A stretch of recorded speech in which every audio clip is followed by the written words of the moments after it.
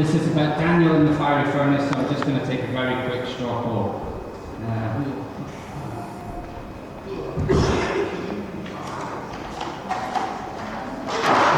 go. Okay, hands up if you know the story of Daniel in the fiery furnace. Excellent. Hands up if you actually know that Daniel doesn't appear in the story at all. Yeah, it's a bit weird. I fully imagined him to be in there, but no, it's all about his three friends and what happens. But if you're small, or rather if you're a childlike person, and you want to come forward and sit near the front, then that's absolutely fine. Or you can stay exactly where you are. It's up to you. But please stay off the stage. Adults, what you see, please do not worry. Okay, that's the announcement. So, story of Daniel and the fiery furnace. Let's move this out of the way because you've all appeared to just... There we go. Okay. So does anyone know the name of Daniel's three friends? Bob. Yes. What were Bob? Yes. Okay, so what? No. So yes. We got them. Tim, Bob and Larry? No. Okay, so the names were Meshach, Shadrach, and Abednego, and that's probably why I've been given the children's address today. So by the time I've said it, half the children's address is over. Today, the story, Daniel in the fiery furnace.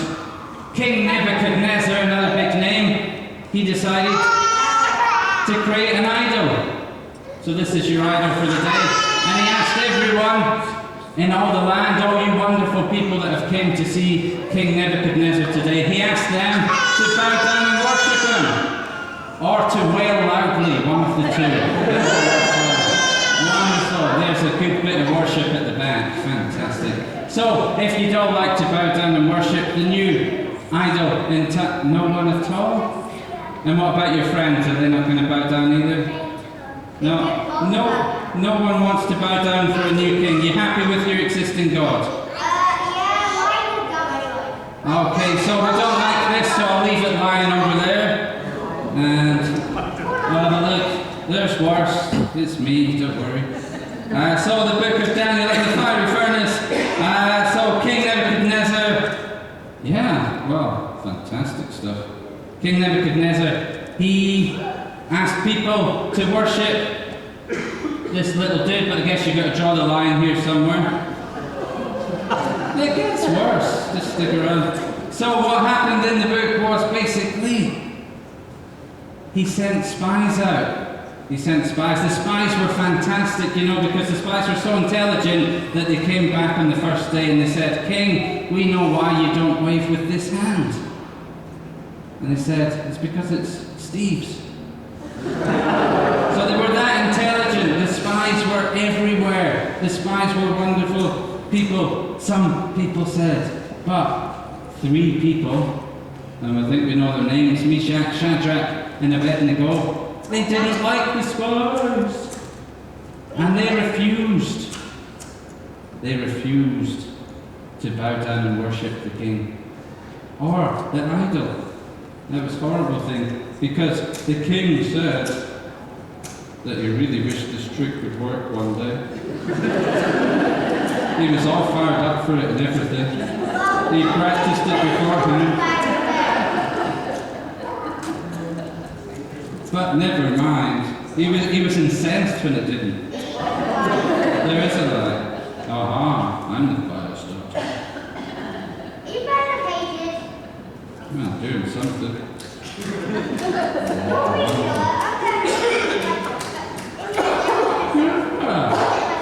There we go. So do not worry. And what? We should not worry that there's a fight in the book.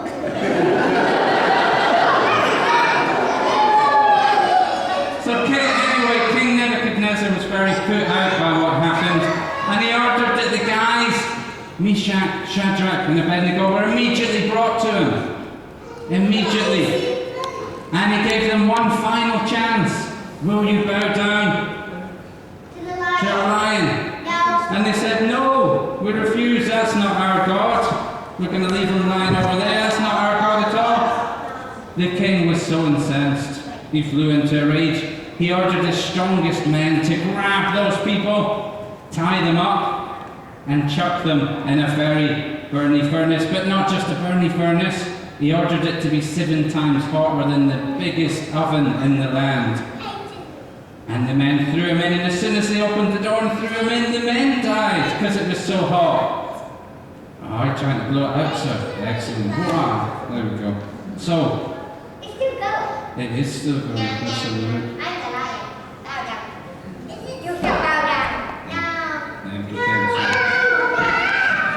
Ignore the puppet regime. Hey, the puppet. I had a hand in it for a long. Hello. The 3 turned out to be 4 in the furnace. It was said that you could look in and you could see the Lord walking amongst the 3 men that were unharmed, not even the hairs on their head or the clothes were singed. The king ordered them to come out immediately. And then he promoted them. He said, wow, you guys are fantastic. We're going to give you fantastic jobs. And because you were so brave, we're going to worship your God as well.